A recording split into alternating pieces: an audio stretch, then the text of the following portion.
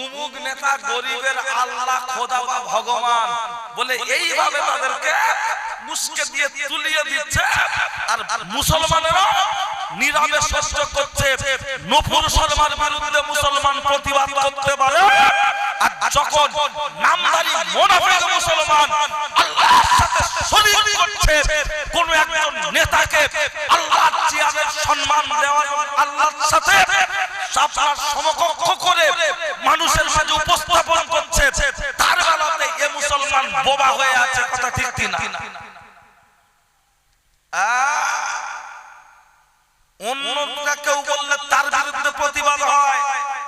আর আমি যখন সাদ্দাম, শহীদুল, শফিকুল, মনিরুল, আমরা কেউ যখন আল্লাহর সাথে কোন নেতাকে উপরে তুলতে তুলতে পাম দিতে দিতে নেতার সাথে আল্লাহ তুলনা করছি, যে গরিবের আল্লাহ গরিবের খোদা, তার বিরুদ্ধে আমি একজন ইমানদার হিসাবে প্রতিবাদ করার প্রয়োজন আছে না?